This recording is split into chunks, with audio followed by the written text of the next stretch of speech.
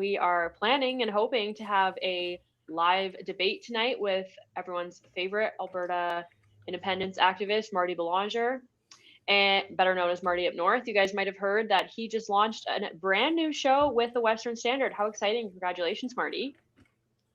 Yeah, thank you. Don't be so I, modest. I don't. I'm not an activist. I'm just an average Joe. Pundit, commentator, activist, I think they're all appropriate descriptions. And Yeah. the plan is that he will be debating Troy Westwood. There's a little history here. Marty already got stood up by Troy on at least one other occasion.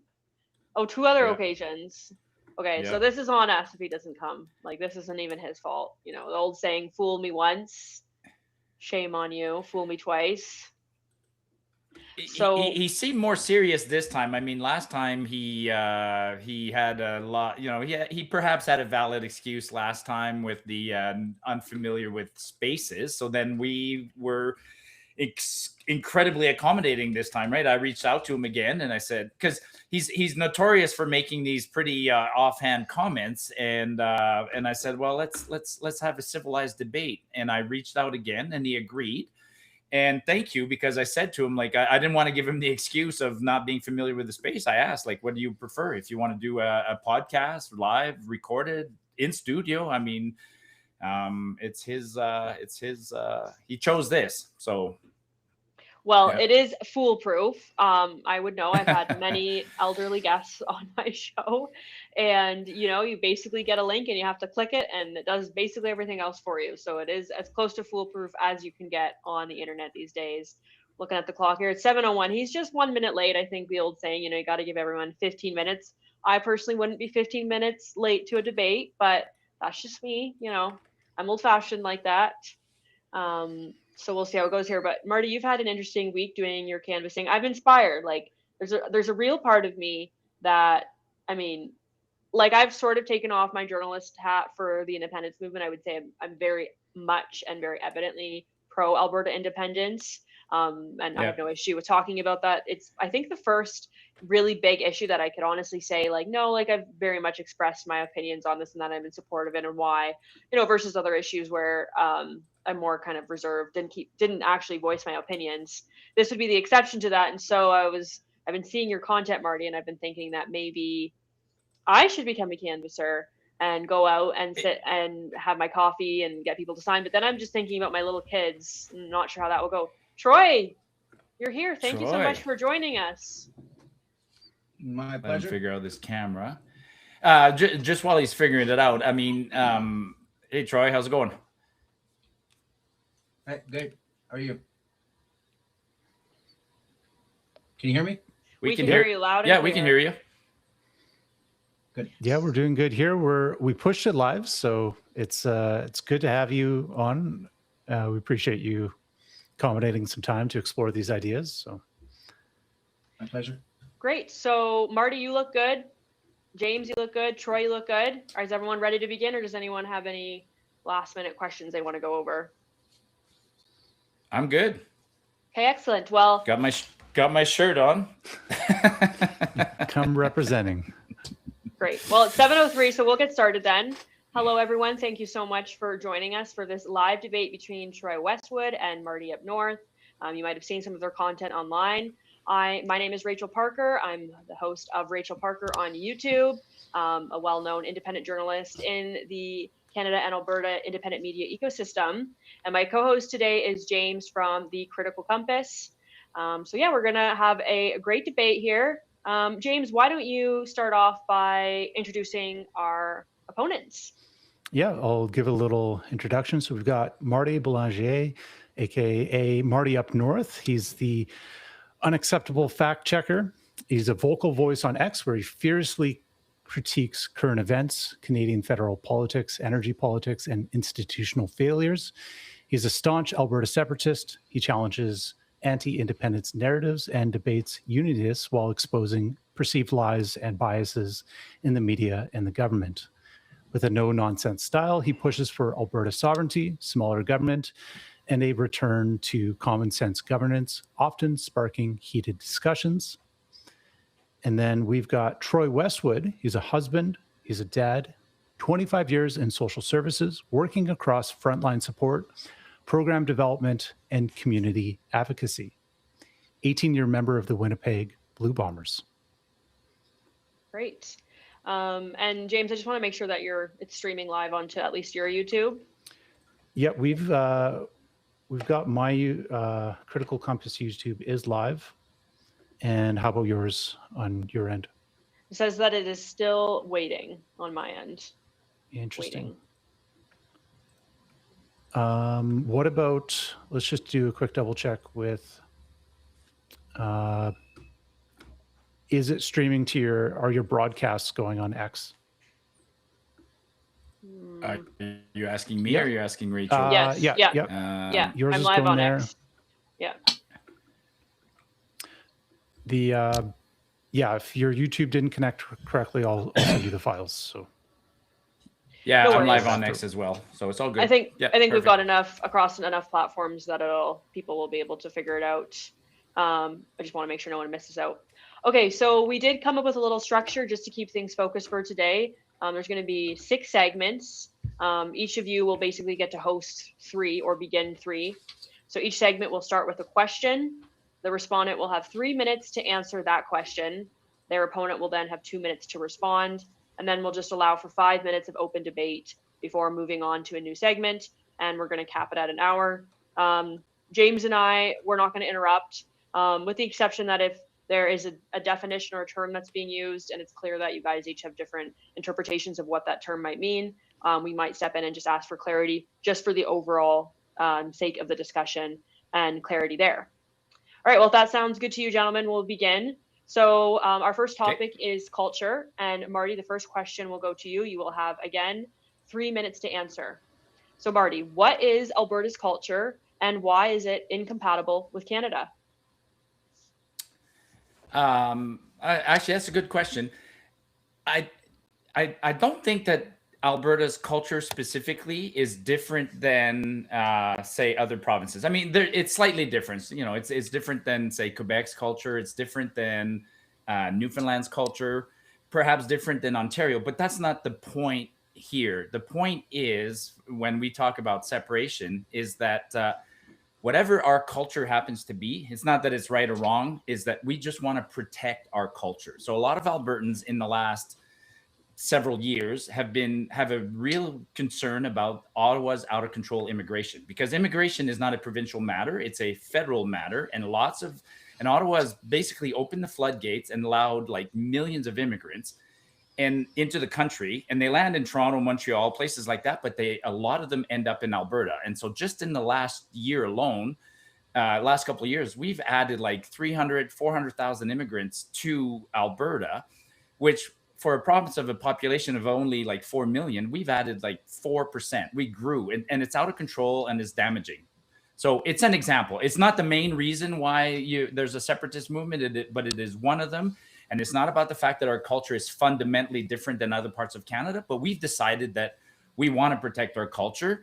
If the rest of Canada wants to let in a whole bunch of immigrants and be replaced, that's fine. That's their choice. But Albertans have decided that no, we want to protect our culture. You still have Did a I little use time. enough Did you of want my 2 minutes? I mean, I'll just add, right?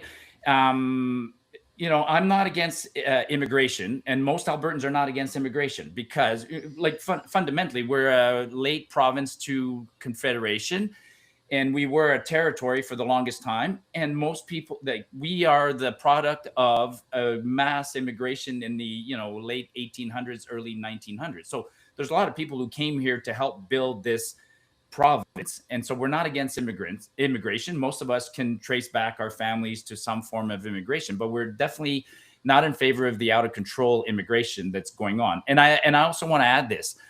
Right now, 25% of the people living in this country were not born in Canada. Like, that's a big number. Like, it's only been that high once in our history. So right now, it's beyond just healthy immigration. I feel that we're being replaced. Okay. Thank you for that, Marty. Troy, you will now have 2 minutes to respond. Now, I would like to respond by asking questions if I can do that. And I'll just touch quickly on culture of Canada, which I absolutely love. And especially when you regionalize it the way Marty did a little bit there. But like you think of and for me as a prairie boy, born and raised here, right? We're fairly boring with our culture in the prairies, Saskatchewan, Manitoba, the same thing, same kind of people. Drive forever on that flat, that the most boring drive there is in the world, Manitoba, Saskatchewan. But BC, just the kind of the West Coast vibe sort of thing, the laid back. You think about surfing out in the island, or it's just different, right? You go to Vancouver or anywhere in BC, and it's different. It's got a different vibe to it. And then Alberta, my folks lived in Alberta, and I've spent a bunch of time there, and it's always been sort of the cowboy province, and definitely a different vibe out in Alberta, which a lot of Canadians love. And then, like I was saying, with Manitoba and Saskatchewan, and then you get into Ontario, which is a whole bunch like Manitoba in the early stages. But as you move east, then all of a sudden you find you're in the middle of the universe in Toronto, right? That a lot of Canadians kind of have fun with and that sort of thing. And then, of course, Quebec is like you're in a different country. Anytime you go to Quebec, it's remarkably culture rich, and there's something incredibly beautiful about it. And then you get out a little bit east of that, and you have all of our brothers and sisters on the East Coast there. That's holy cow, do they have their own sort of thing going up there. And some of the folks you can hardly understand, and all the different things that come into play. And man, that's what to me makes us so rich, is that beautiful culture that we have across this remarkable spectrum of space and area and land and stuff. And that's one of my favorite parts of being Canadian. It's just the wealth that we have of culture as far as being Canadian 10 second goes, warning, Troy. and born here and stuff. So I would just lean into, and I get the immigration concern. Like it can be a little bit that is overwhelming and strange. 2 minute. That's a 2 minute mark. So now we'll head into 5 minutes of open debate. And I would like to begin that just by asking Marty, like, why is there so much immigration? It's economically based, right? Do you believe that? No, I believe that Canada has become an extremely unproductive country and lazy in a sense, and our GDP is failing. And so the Liberals have allowed a ton of people into the country so that it artificially inflates the GDP number. And they love a high GDP number because they're borrowing money recklessly, and they're constantly, and so they've convinced us that we have an acceptable amount of debt by saying that our debt to GDP ratio is adequate. So they're fudging numbers. So we're allowing a whole bunch of immigrants into the country, which is basically slave labor as far as I'm concerned. Walk into any Tim Hortons and you'll see it. And I think it's not for healthy reasons. We're letting in a whole bunch of people because we are destroying our economy, and this is a Band-Aid solution. And there's another problem too, which is the fertility rate of Canadians is way low, except here in Alberta. We still have a high fertility rate.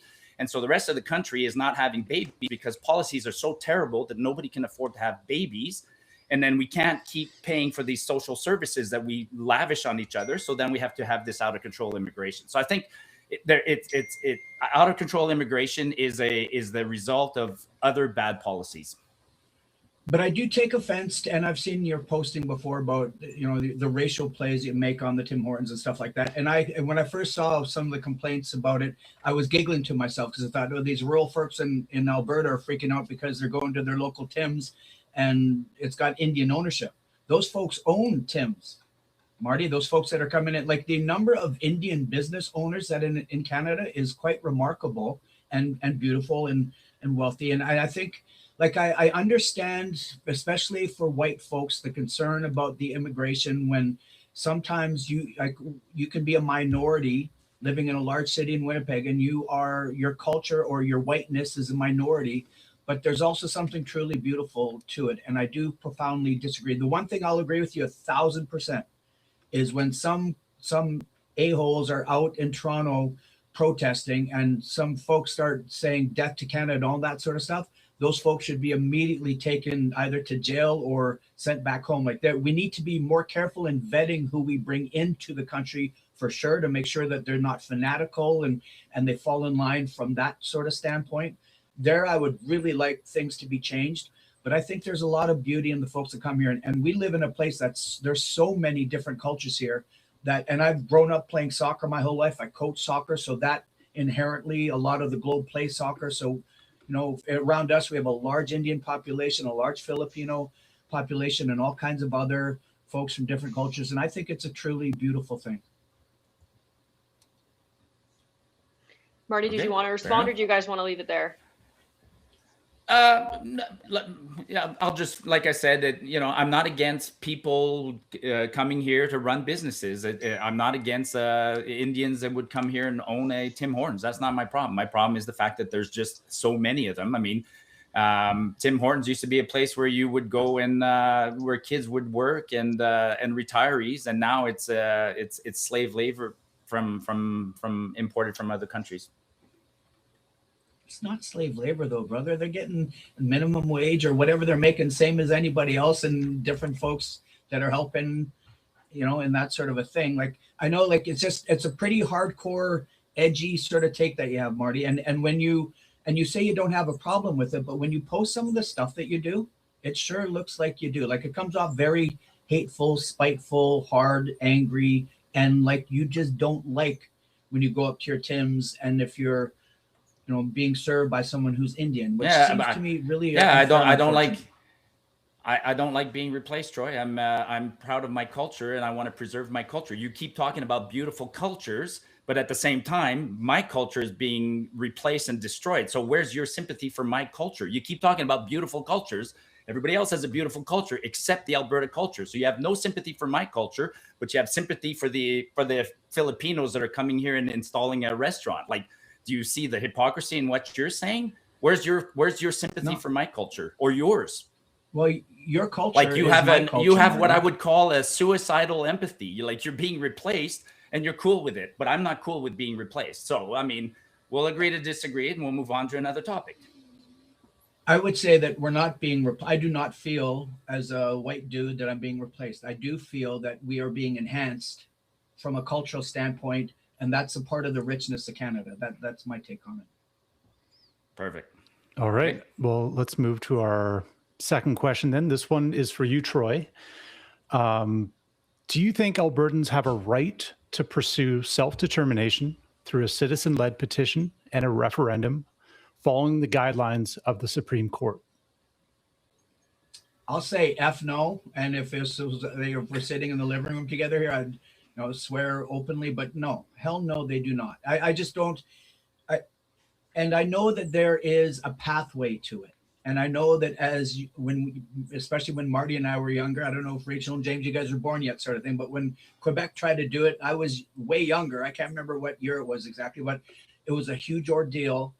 And it bothered me a little bit then in my youth, but now it would really bother me. I think it's something that should be taken away from the provinces and the territories, the opportunity, any slight sliver and crack of it, to leave Canada. I don't think that it should be an option. I don't think that any group of individuals should be able to come together that have some level of discontentment for whatever it is. Each of those individuals is free to leave the country. I do not think that they should be able to come together and as if they own the province and leave. And it's really hard, I think, for us as Canadians and for us as Canada to have a strong, stable nation when the threat is out there of a province leaving at whenever there's a group of individuals that feel the want or need to leave and connect with it. So I think it's something that needs to be readdressed. I think the option to do it needs to be taken away. It's like that for a bunch of countries in Europe where states and provinces do not have the option to leave. We are a sovereign nation as with our 10 provinces and 3 territories. And I think that it should stay like that. And it really bothers me in a huge way and takes away from us overall as Canadians when there's this option that folks can be upset, discontent, angry, spiteful, all those sorts of things, and rip a province away from the country or attempt to. Okay, Marty, we'll go to you for 2 minutes for a response. Yeah, I mean, we fundamentally disagree on that one. I treat it as nobody, like Troy's never asked me personally, like, because he knows I'm a separatist. He's never asked me, like, why are you wanting to separate? Nobody asked that. And I've given you the example.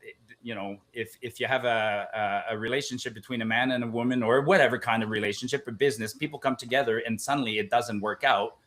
then they should be allowed to separate. So we came together as a country under Confederation. Provinces joined with the promise that there would be economic advantages and defense advantages and other advantages. And one of the partners in this relationship right now, Canada, Alberta, in the past, Quebec, is completely unhappy. So in your analogy, you would reverse divorce laws. You would say to a partner who was unhappy, stick it out. You're not allowed to get divorced. So that's how I view it.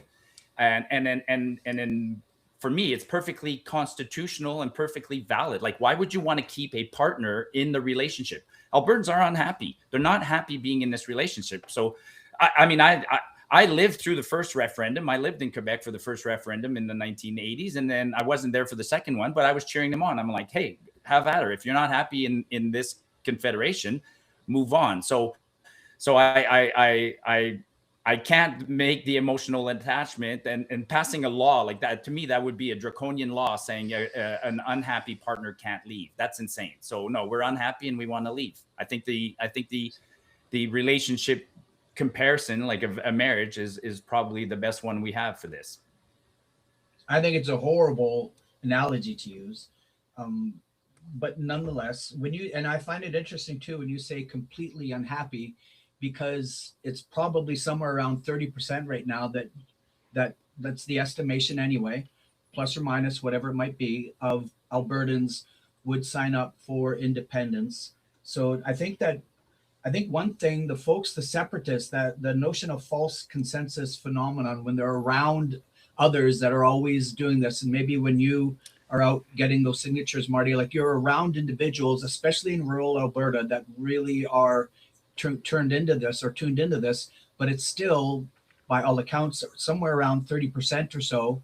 And when you need a clear majority, like, holy cow, whatever a clear majority, it's very interesting how some of the ambivalent type of language that's in the Clarity Act, like a clear majority, is that it's not 55% to me or 60. I don't know what it is, but it's some big number. And then there's all the things that need to happen for you guys to ultimately be able to carry forth your goal and what you want to do. But when you say completely unhappy, you're talking right now about a fairly small, disgruntled group of individuals that don't like seeing different shades of brown around them too much. Sure. I feel like they're being mistreated by Ottawa and such.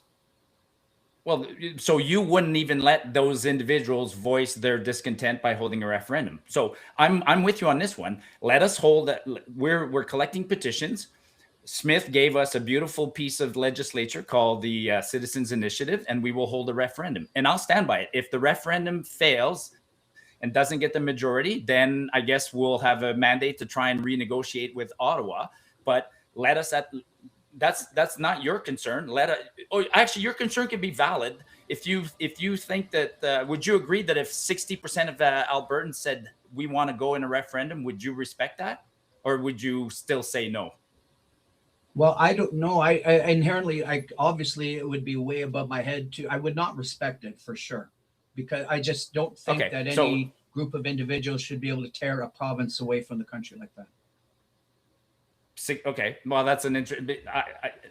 Okay, you made your point clear, because I would say that, if 60% of Quebecers said they want to leave, I would say congratulations, you've voiced it's your democratic right, and away you go. And by the way, I think it's higher than 30%. And I also want to say this. Alberta was brought into Confederation basically kicking and screaming, almost annexed in 1905. And there's been a separatist movement in this province. Every generation has seen one. We had one as early as the 1930s. Like within a decade of joining Confederation, people started going, what's going on? There was another one in the 60s. The one in the 80s was huge when Pierre-Elliott Trudeau imposed the National Energy Program on us and destroyed us. And we just got over that. And then Trudeau Jr. comes back along. We were about to forget about that one. And then the East elected Carney. So anyways, my point is, I disagree. I think you and I can disagree on this one. The courts say otherwise. The Clarity Act, the courts ruled on the Quebec referendum, and the Clarity Act says that if a properly worded question and a proper majority say yes, a province is allowed to leave Confederation. People who call us traitors are wrong. Yeah, well, I do call, and especially individuals like Jeffrey Rath that you've mentioned, like when you're out meeting with what is now a foreign hostile a hostile nation to the south of us. For the first time in our lives, you can't say that when Donald Trump is threatening as the 51st state and whatever else, all of the unstable aspect of America, when Rath and his team were down there meeting with them and they're helping to plan a road to succession. To me, that's vile, and that should be their asses should be in jail. So like there should be action taken. And I think so what Carney's doing. No, go ahead. I mean, you're on a roll. I find it very interesting. Like I just find it interesting how like I would never feel like I own Manitoba. And if I wanted to make it, if I was really unhappy, I would run for a government position and then make my feelings and thoughts felt that way. And if I wanted to make profound change to this province, I would want to run for different offices where I could make institutional change in that matter. But to try and drive up. No, but I mean the citizens' petition is exactly that. I mean, we have, as citizens, we have 2 times when we can exercise our voices. One is every 4 years when we vote, and then the other one is through these petitions. So this petition is a citizens movement. I mean, if we're doing what you're saying, we're getting 1 million people are going to vote on a question and affect change. But I want to come back to one thing. Jeff Rath and those guys, they just went to the US. That's a story, like that was the worst kept secret on the planet. Rachel broke that story. Jeff Rath told Rachel and others a year ago, I'm going to the US to go talk with the US, like the worst kept secret on the planet. And Jeff and others went to the US simply to talk, to say, if we were to separate and things got ugly back home, could we count on you for a little bit of help? What's the process of getting a loan or a line of credit? So they were going there and investigating and asking questions, no different than Quebec did with France and other countries. Did you know that when Quebec was getting ready to hold its referendum, it had a sheet of paper and the president of France was ready to declare, Vive le Québec libre and recognize that Quebec was a sovereign state. By the way, and that's the other thing, that right? is equally as wrong. It is equally as wrong, Marty. Yeah. So when Carney last week says, so right now around the world, so Carney last week when he says, hey, I recognize the people of Palestine, even though they don't have a border, and I recognize the Palestinian state, that's correct? That's wrong? Or when he says, I recognize if the people of Greenland choose to separate from Denmark and choose to accept an offer from the US, and Carney literally says, I will respect that. So I hope that Carney will respect Alberta's wishes when we separate. Troy, I'm going to give you just, you have 20 seconds to respond, and then we'll move on to the next segment. You can give him more, but I think with what Rath is doing, I'm just shocked that there's no question the hostility right now that the United States of America presents to Canada. And nobody who's following things closely is going to listen to anyone in that administration or related to that administration who's saying that they're speaking about this and that. They're not giving speaking of certain names that are doing any of the talking. There is no question that the United States of America has a vested interest if Alberta were to secede. And it stinks. It quacks like a duck, walks like a duck, all these sorts of things. It's stinky. And I think that it's treason. Okay, that brings us to the end of that round. You guys have sort of already started talking about what we're going to be discussing next in our third topic here, which is U.S. and international relations. So Marty, this question is for you. There is a lot of criticism that if Alberta does become an independent nation, it risks being very quickly absorbed by the United States of America. How can we have confidence that Alberta would remain independent? Well, I mean, I honestly don't think that the risk of Alberta being absorbed is any different than Canada being absorbed. Like if you want to think of it from, let's get crazy. And if you want to think of it from a military point of view, if the US wanted to take over Canada, they could have done it, but they haven't done it. They've had 250 years to do it and they haven't done it. So I don't think there's that kind of relationship. So I'm not worried about an Alberta because in fact, Alberta already does, 80% of its trade with the US and we have an amazing relationship with the US and I don't see the advantage of the US taking us over when they have such a nice relationship with us. And there's also the reality, people, the 51 state thing was all blown out of proportion. I think that was Trump toying with Carney, and then it got blown up. But I also want to say this. For Canada, for Alberta to be annexed into the US, like, in what form would that be? As a territory, like invaded as a territory? Would the other states allow it? I'm not sure about that. And I'll finish by saying this, very pragmatically speaking, if Alberta separates, it's a large geography. It's a country in size and GDP similar to Ireland, similar to Norway or whatever. And Alberta would still have a relationship with Canada, with the US, with NATO. We would join, and we would have other partners that would hopefully come to our defense if it was needed. But it's honestly not something I fear. Troy, you want to go ahead and respond?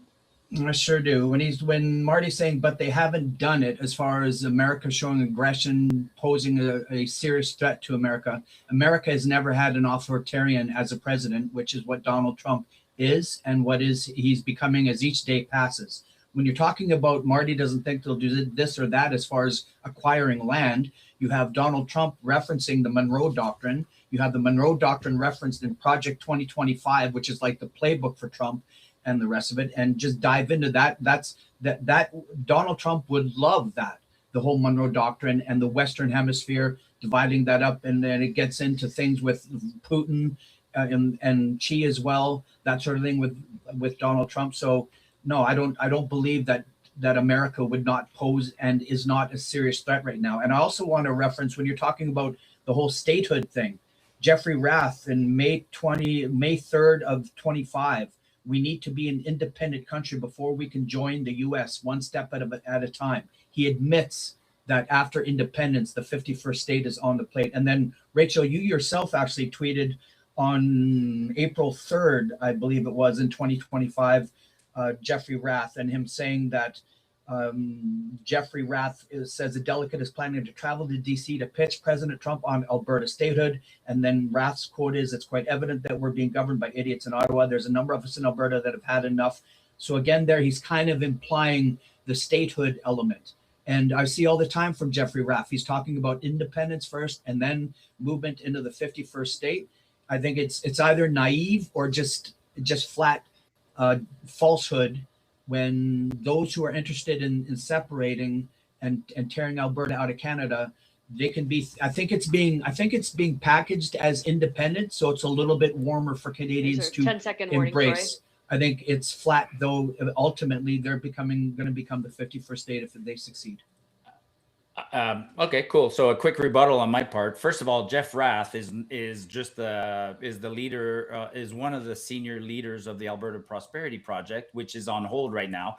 If there's a referendum in Alberta and we choose separation, there's a lot of steps. So we would probably somebody like Smith could say, okay, I'll accept I'll lead the province into separation, or Smith could step down, and we would have to elect a new group and do lots of things. So Jeff is not an elected official. He can talk all he wants, but down the road, if we become independent, we will do it. We will still be a democracy, and we will elect leaders. So Jeff can talk all he wants right now. He's not an elected official.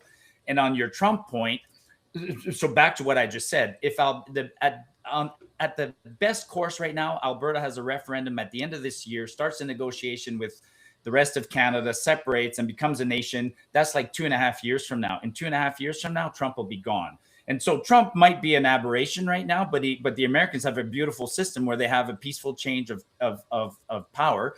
And let's not forget, not too long ago, the Americans had an absolute lunatic named Joe Biden. So right now, like if you ask most people in Alberta who might be pro joining the US, if you said, would you want to join with Joe Biden as the leader, or would you join in 5 years from now when AOC is the new leader? People are going to go, whoa, no. So Trump is a temporary moment in that short term, and in the long term, I don't see the U.S. annexing us. There'll be another president after Trump.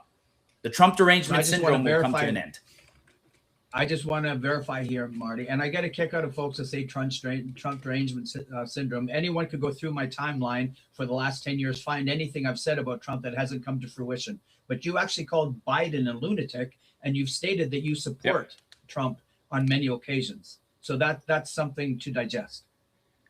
I absolutely admire what he's doing for his country. I mean, he's bringing back the economy. He's kickstarting his economy. He's bringing back job. He's getting rid of the illegal immigrants. He's lowering taxes. He's improving the standard of living. I mean, he's doing what, you don't have to like Trump, but Trump is one of those politicians who says he's going to do something and does it. And so I admire that. I'd rather have a guy Marty, who's a little bit edgy and does what he says versus a guy like we have who talks out of both sides of his mouth. So, I mean, by all measures, my life as a Canadian is worse off now than it was in 2014 because I've had 11 years of failure. So do I admire Trump? Absolutely, because he represents his people. It's interesting you're saying after all the failure, because you in a tweet or in one of your videos recently stated how last year was a great year for you financially and that your children are all doing well, leaving the nest and chasing their dreams. So you're in such turmoil and so hard done by in Alberta current day that you're living a good life, still doing well financially, and your children are as well. And I want to move also with Trump here. You just because I'm the last person to be points about just because you're just regurgitated all your thing about Marty, your regurgitation of Trump's points and the economy. No, I'm not. I'm not, brother. I'm not. I'm not trying to discredit you. I'm just contradicting just or because I'm letting the you know last that shark there's some who's going to contradicting get pieces eaten here. Doesn't mean. Yeah. All right. Okay. But your support of Trump is, I don't understand at this point in time. And I wonder what the percentage is of separatists who are MAGA or support Trump. Like, it's huge. And at this point in time, everyone, to James, Marty, and Rachel, like, there is something wrong with individuals who are still willing to accept and embrace Donald Trump. Everyone here is intelligent and has the capability of thinking. The man is very obviously a pathological liar, and he and this Epstein thing is so vile and horrible for people to continue to support Donald Trump when it's not a mountain of evidence, it's a mountain range of evidence with him and the Epstein situation. And whether it blows up, whether it actually all comes to fruition and blows up in 2 weeks from now, in 2 months from now, or 2 years from now, it is going to come up. And everyone that supported Donald Trump is going to have to justify how they overlooked all the obvious signs. So you're going to drop Donald, you're going to drop our neighbors, our cousins, the people with whom we've done trade for 250 years. You're going to drop them because they got Donald Trump. And you're going to jump in bed with the communist Chinese, who, by the way, Carney, during the leadership debate last year, he wanted the talking point so badly that he interrupted the host and said, "I just want to say that I think the worst threat to Canada right now is China." So he said it, and now he's jumping in bed with China, and you're doing mental gymnastics and backflips to support Carney and support China, and you're discrediting Trump, who's done nothing for you. Trump has not attacked you. All Trump is doing is, it should be a wake-up call for us that we've become lazy. We did not diversify our trade. We've become complacent, and Trump is doing something for the Americans. So, like, it's a wake-up call. When a man is unstable, he's not unstable. Marty, when he has threatened us, he's not unstable. Come on, man. How's he threatened us? What threat is that? He has threatened us. He's threatened us to have us become the 51st state. He's threatened to invade us. He's threatened all kinds of the trade, the tariffs, and all the rest of it. The man is a constant, perpetual threat. And to say that he isn't is remarkable. He's not trustworthy. He's unstable, and he's threatening us as a sovereign nation. And when you're talking also about the whole China and trading with China, for Pete's sake, look at the numbers are remarkable. How deeply entrenched the USA is in trade with China, and they are a force. And I know there's all kinds of things, and I know Theo Fleury thinks by osmosis that we as a nation are going to become communist because we're trading with a communist nation. But China as an entity and as an economic power is something to behold, and it's remarkable. And when you have such a threatening, unstable force to the south of us for the first time that we've ever seen, where you cannot trust Donald Trump in any measure whatsoever. And Mark Carney, I'm not necessarily a massive fan of any individual party, Marty, but when Mark Carney has to leave Canada and cannot turn to America and needs to start finding other trading partners, I have a hard time not applauding what he has done, given the unpredictable elements of the States and how unstable everything is, where he is reinventing things on the fly along with Europe and everybody else. Like he said, that whole New World Order thing, that individuals that sort of are over on your side of the ledger with Theo Fleury and stuff, and it's some, all the acronyms come into play and stuff like that with the World Economic Forum and stuff like that. But when Carney mentioned that, when the United States of America had a certain, you were happy when Carney mentioned the New World Order. I'm saying when he did that, Marty. You really should read. Let me finish. You should read. When he well, no, you've mentioned been that, ranting he's on talking for 10 about the minutes now. standing of Troy, the USA. I've given you guys a little extra time for the segment. Marty, I'm going to go to you. You can respond, and then we'll move on. Nah, I mean, the New World Order should scare everybody, and Carney gave us his plan. He wrote a book called, Values. So read his book, my friend, because he's laying out his plan and he's going to do it to us. So you're going to be on the wrong side of history on this one, and you're going to wake up one morning with owning nothing and being happy. It's happening to you. So I hope you wake up on this one, because getting in bed with China, again, I'm going to fundamentally disagree, but let's move on. Thanks. All right. We've talked a little bit about the USA. Let's actually, I think it's good to bring it back to Canada itself. So there are people that are arguing that Alberta would be better off, like independent from an economic standpoint. Troy, what would you say to those people? Like, what is the economic argument for why Alberta's better in Canada than it is being independent? And this is something, James, Marty, and Rachel, that I do not know the intricacies and the remarkable complexities of whether or not Alberta would be stronger or not in or out of Canada. I've read a bunch in the last week or so about how the dreams and what a lot of those who want to have an independent Alberta, how there's going to be a bunch of level of struggle involved in that sort of stuff from an economic base and all this sort of stuff. But that's not even the question to me. I find it interesting because when we first talked about getting together to talk to one another, Marty was like, you can tell me why Alberta should stay in Canada. And that's not the situation to me. I don't, as a Canadian, I don't need to get on my knees and beg that Marty and his separatists, please stay with us. That's not it at all. And I think most proud Canadians are like, to Marty and anyone else that wants to secede from here, get the hell out of Canada. If you're so unhappy and hard done by, then leave the country. And we will fight. Proud Canadians will fight to keep Canada a coherent sovereign nation with the 10 provinces and 3 territories. And I don't think that Albertans have the right. Some rogue group of discontent individuals who don't like the changing landscape around them a little bit, and they want to buddy up to this hostile power down south. And whether Trump was there, or whether it was Trump or anybody else in the States, I just can't stand the notion whatsoever. But Canadians don't need to cow down and beg for these separatists to please change their mind or change course.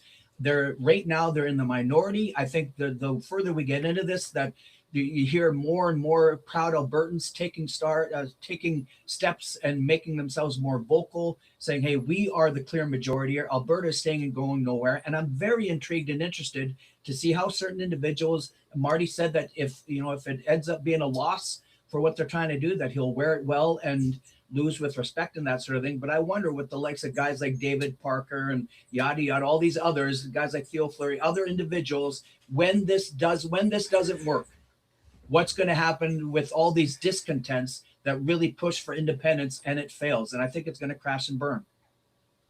Marty, we'll go to you. All right. So I'll pretend that Troy's asking me, why am I pissed off and why do I want to leave? I want to leave for cultural reasons. I want to protect my culture, but I also want to leave because I'm being economically abused. So as Canadians, as an Albertan, I pay taxes to 3 levels of government. For the $10,000 I pay in taxes, $1,000 goes to my municipality, $3,000 goes to Edmonton, and $6,000 goes to Ottawa. And of the $6,000 I send to Ottawa, I only get about 3,000 back in services. So the rest vanishes, and it's being it vanishes in equalization payments. It vanishes in wasted programs. It vanishes in all sorts of things. And for the longest time, once in a while, Albertans can get over that because, as I will admit, we do very well. But once in a while, we have a small downturn in the economy or things go wrong and we ask for a bit of help and that help doesn't come. But that's not even bad enough. Lately, we're being pushed down. So they don't want us to, they're blocking our pipelines. They're imposing net zero on us. They're taking away our firearms. They want to take away our land. They do all sorts of things. But from an economic point of view, as an Albertan, I get no benefit from being in Confederation. It's costing me money. For me, during the 18 years that my kids were at home, it's estimated that it was $6,000 per Albertan. So I have 6 kids in my family. That's $36,000, or 6 people in my family times 18. I sent $600,000 to Ottawa that I never saw back. And then if we separate, instead of wasting that money and sending it to Ottawa, we'll spend a little bit of it to build our own defense, but we will build our slush fund like Norway did. Norway started putting away. Yeah, Norway grew a $2 trillion fund in 30 years, and we could do the same thing and pay no income tax. Okay, we'll move to open debate. Go ahead, Troy. Did Marty just say he has 6 kids? 4 kids, 6 in my family. 4 kids. I have 4 kids. I was going to say pump the brakes, fella. If you got 6 kids, it's time to pump the brakes. But I don't really have any rebuttal to that. I just I don't, hey man, taxes suck. Everyone hates paying them. They're tough in all the provinces. We also have the benefits of the healthcare system that is far from perfect and always a constant thing that's trying to be made better and all the rest of it. But those things are challenging and difficult. And maybe if Alberta separated, they would get a bit of a relief from that. But then there's all kinds of services that come into play and how they're going to serve their population, all the rest of it. But again, the heart of the matter of this is I don't really care if Alberta and the separatists are going to be better off economically because they leave Canada. The option to leave Canada should not be in play. It is in play. It's convoluted as the dickens. There's all kinds of hoops to jump through, even if they end up getting the vote. But I think proud Canadians are going to step up and play a massive role in speaking up, and anyone that's on the fence about maybe I should sign that and vote yes or not. I think the more we get into this, the more proud Canadians are going to step up and influence people to stay in Canada. But again, Troy, I find your argument weird. So I'm telling you honestly, I'm unhappy. So if 1 million Albertans said they're unhappy in the referendum, you would say to all 1 million of them, get the heck out of the country. I would say you are spoiled brats. I would say you're spoiled. That one I hear often. Yeah, we're spoiled. How lucky we are to live where we live on the planet. And then move to Alberta if you want to be spoiled with me. That's the interesting thing, right? Anyone like that for the separatists to think that they own Alberta, this is my doggone land that I'm stepping on. We're going to take it and go. It's not separatist. It's people. Anybody from Saskatchewan and Manitoba can move in. All the rest of it, this is Canada. Yeah. We can move into different provinces and take part in the culture or wherever we feel most at home. We have the ability to move around the country as we wish, live where we want. And so you'll still have that ability to move. You'll be able to. You'll be able. The whole I don't know how you would. Well, I would define the movement as a white Christian nationalist movement, Marty. When I see that, it just is. And you want to try and argue with me that it's not, but by and large, Troy. What part of what I'm saying is wrong? Come canvass with me. I pull out my pickup truck and I go park it on the side of the highway, and I've been collecting signatures. I've been doing it for 7 days in a row now, and I collect 40 or 50 signatures, and I cannot put my finger on the demographic of who's signing. It's tradespeople, it's professionals, it's old people, it's young people, it's immigrants. If I was allowed to, I would read the names off the petition sheet that I have right now, and you would be absolutely blown away at who's signing that. I've had It is what percentage of immigrants would you have signing that, Marty? Okay, when I see the high photos percentage. of the meetings and all the rest of it, I don't see a single. You're looking at it with your eyes closed, Troy. Sheet. You're looking at it with your eyes closed. I walked the crowd. Hey, I walked the crowd. We showed you guys the video, and you guys are putting the blinders on. You are in absolute denial of what's going on. Come see it with your own eyes, man. Come see it with your own eyes. Marty, I see the videos, though. I see it, brother. Like, are you trying to tell me that there's a diverse group of Canadians cheering on secession of Alberta? A diverse group of Albertans. It's bullshit. No. I'm going to call horseshit on that. Whatever. I'm going to share a rural term with you because I grew up around horses a whole bunch. I'm going to call horseshit on that one, Marty. Okay. I will go out of my way then to keep producing videos and putting up videos because that's what I do. I sit there at the canvassing location and I keep asking people 3 simple questions. Why are you signing? What do you say to people who think that this is a fringe movement? And what do you want to say to Carney? I'm collecting all the what do you want to say to Carney? And that's going to be an awesome video because Albertans are absolutely, you guys are going to wake up and you're going to be shocked when there's 1 million signatures on that petition. You guys are going to, if there's 1 million signatures, will you change your tune? No, nothing will change my tune. You have no right to leave the country. But let me ask you this. What percentage of those who want Alberta to secede that you're signing up and stuff, what percentage of those individuals would be Trump supporters in your opinion? I don't know if they're Trump supporters, but I've asked a few of them if they prefer independence as a country or joining the U.S. And joining the U.S. is like almost a big fat zero.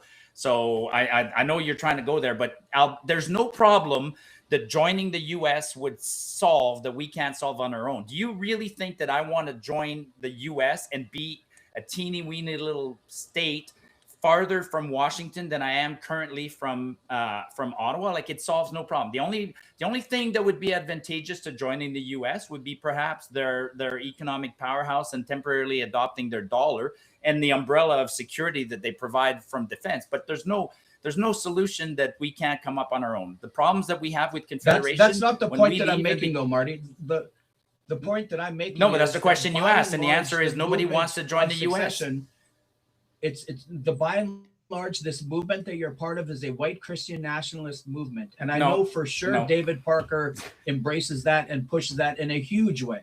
And there's nothing you can say to change my mind on that. MAGA is a white Christian nationalist movement at its base. And so is the up in Alberta. I will say this. I think you're wrong on that one, but I will say this. There probably is more Albertans who are like me, who appreciate what Trump is doing for his country than Ontarians, because Albertans, and you're close as a Manitoban, we lived a different history. The history of the prairies and the US is different than the history of Ontario and New York and Boston and the states there. So I do say I have more in common with my American counterparts, with people in Texas and Oklahoma, than I do with people in the Maritimes. So perhaps for that reason, there's hang on one second. There's a kinship with the US, and we also like Trump because Trump's not Trump likes us and we like him because he buys our oil. We do business together. We don't antagonize each other. Whereas you guys, through Carney and Doug Ford, are antagonizing Trump. So of course it's all rubbed up, but we don't antagonize. You guys get shit when Trump wasn't even elected yet, and Danielle Smith was going into the US and meeting Trump. You guys were like, she's not on Team Canada. My God, like you want politicians to do what they're supposed to do, and then you don't want them to do. So Danielle Smith built a relationship with the US and consequently, and Donald Trump, and there's no animosity to us. And you guys have animosity, and you wonder why. Doug Ford does a commercial during the Super Bowl mocking the Americans. Come on. So Marty, anyone that's you guys are antagonizing the United Trump. States of America, like we are responding to the antagonism of Donald Trump, which is world-renowned, Marty, but it seems to somehow fly past you or through you. Like the amount of lying the man does, the threat and the lack of stability that he's got. The entire globe laughs at Donald Trump, but yet you, and it seems like your circle embraces Donald Trump. And yet he's one of the most vile individuals on this planet who is also Donald Trump has done deeply nothing. entrenched with Jeff. Donald Trump has done nothing bad to me. Donald Trump is buying 4 million barrels of oil from Alberta. It's he's the done United great. States of America, not the entire world is laughing at Trump. Go ask the people in Venezuela how much they. Marty, go ask the people. The United States Trump of America has signed peace deals, man. There's a peace deal in the middle. Resources of Alberta. Now you're gonna tout his war stopping ability and all the rest of it. You're into it up to your ears, I am. huh, with him. Well, you know what you're embracing I don't as well, suffer. Marty. You're embracing. No, I'm looking with my eyes, and I can formulate an opinion on my own. I can formulate an. So then, how do you accept the whole Epstein thing, Marty? And how do you tell me that? The Epstein thing doesn't bother me. I don't care. I'm not on. Why do you care about Epstein? Because Carney's on the list 69 times. Marty. You want to go down that path? You have 4. No, you want the facts. Get the facts. Marty. Oh, well then. You have 4 kids. Forget about Epstein then. If you want to go down this path, if you want to go down the path of protecting children, then you should be ashamed of yourself for voting for the Liberals who keep promoting this transgenderism bullshit. Like, come on, man. Like, you're going Epstein. Epstein is dead, and it's an island, and it's something that happened 20 years ago, and it doesn't affect me. Epstein doesn't affect you, and it doesn't affect me. It doesn't Keep it affect home, you. man. If you want to protect children, then you should be critical of the Liberals, not Epstein. When we were kids, you're Marty, deflecting, man. When we were kids, Marty, you're deflecting. I'm not deflecting. You're deflecting. Marty, when we were kids, Troy, I'm gonna let Troy respond, and then we're gonna move on to the when next we were kids, Marty. When we were kids, and I find it really sad that the generations, and I think it's mostly Gen X and certainly Gen Z here, but when we were kids, Marty, we heard about people who it's not affecting me, and they just let it happen. Right. And the never again, that whole notion of an authoritarian type rule and individuals, the parallels. See, now you're being a hypocrite because now you're being a hypocrite because earlier you told. Now you're being a hypocrite. Shut up, Marty. Because earlier, earlier you said that you don't care because. But for you to just brush aside the Epstein portion of Donald Trump's soul and all of his pathological lying, which is undeniable. Okay, guys. Okay, guys. All right, moving. I think ridiculous.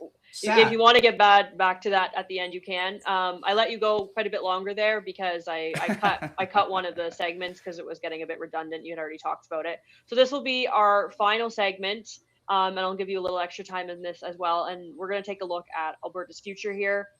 This question was originally for Troy, but since he started with the last one, I will go to you, Marty.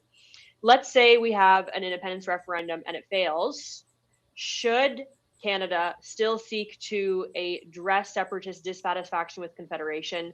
And if so, how can that be done? I would hope so. I mean, if it fails, you're talking very, practically not getting the vote. But if we get to a referendum, that's still it's still a symptom that there's something wrong. So I would hope that if we have a referendum, but it doesn't get the majority, that Ottawa and maybe the other provinces will have a wake up call and try and fix Confederation. I still don't think it can be fixed because there's been those attempts. We had Meech Lake and we had other accords. Charlottetown Accord and the playing field is not even, and then the East is getting a huge advantage, and they don't want to open that constitutional accord, and they don't want to eliminate the equalization formula. They don't want to give Ottawa doesn't want to give powers back to the provinces. So, short answer, it will send a message, but actually, the interesting thing is that I think before the end of the year, Alberta will probably have a referendum and Quebec will elect a separatist government again. The PQ is going to get elected in Quebec. So maybe there will be a huge wake-up call for the country, and maybe we will sit down and have a constitutional debate, but I'm not hopeful. Troy, you want to go ahead and respond?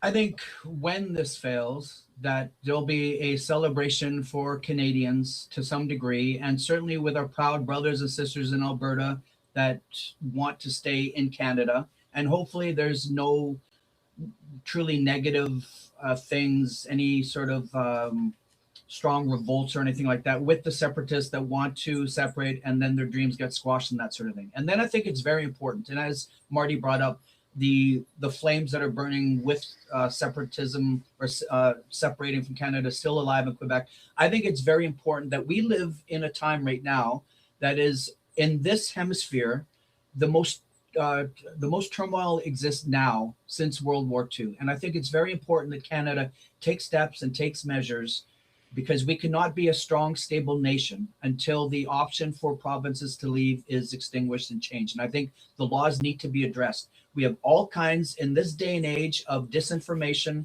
We have foreign entities that are playing major roles in influencing thought, creating all kinds of trouble on social media platforms that are unregulated, where disinformation runs wild and all the rest of it. We have Putin, a very hostile Russia, Trump, very hostile America, that Canada needs to protect itself, I believe. So I think that the laws need to be rewritten so that it can't happen again.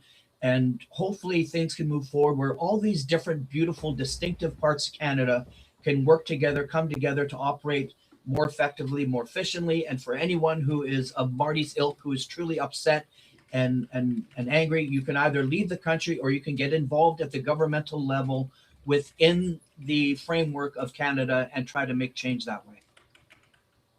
Marty, go ahead.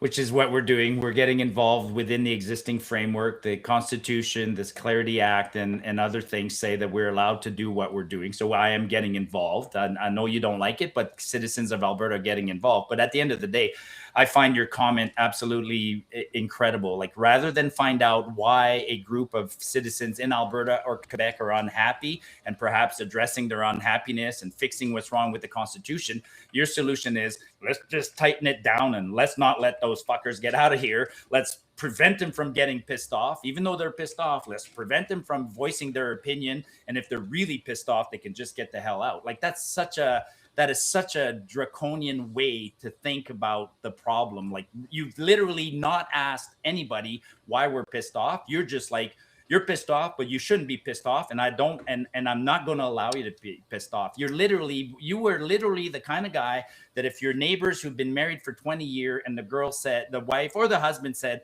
I'm fed up, I'm being abused, I want out of this relationship, you'd be like, nope, you can't get out because the law doesn't allow it. That's what you would do. You would make the laws. You literally are the kind of guy who would repeal the divorce laws in this country. That's interesting. That's fascinating.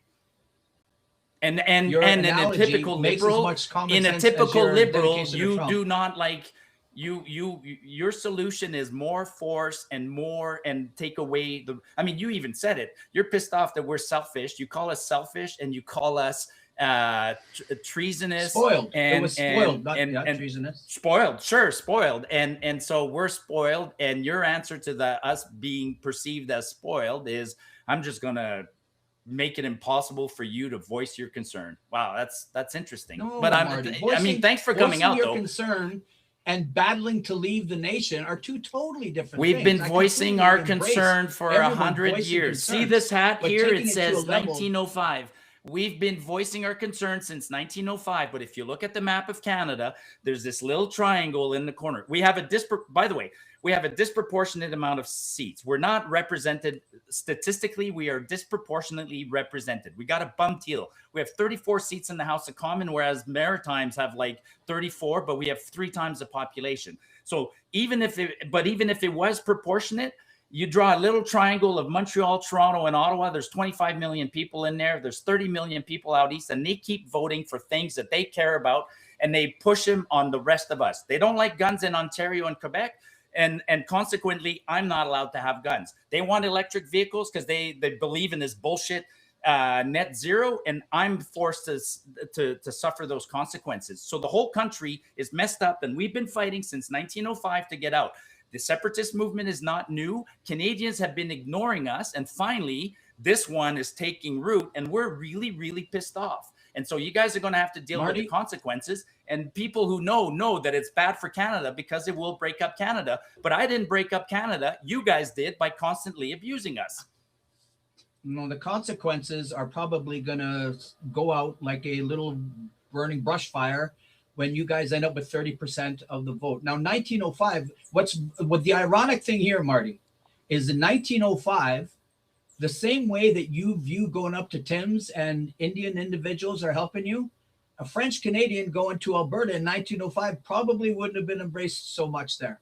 Like there's a whole, I noticed when you talk about this, you're damn right. You know damn well that's right. If a French individual strolled into Alberta in 1905, they would have the exact same views as you do of the Indian helping you at Timbuktu. No, you could say that about maybe the Indians were concerned about the English and the French coming, but the English weren't concerned about the French coming because they both came at the same time. And by the way, there's a mountain in Jasper Park called Mount Belanger, which is one of my ancestors, and he was a guide in this country in 1822. So we've been here a long time, side by side with the natives, and we had a pretty strong relationship.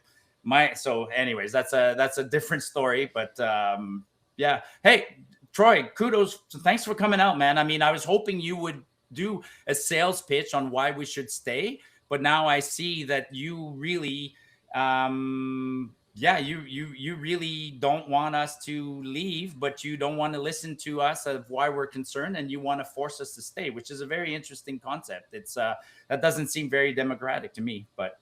Troy, we'll give you 30 seconds to respond, and then we'll close it off for the evening.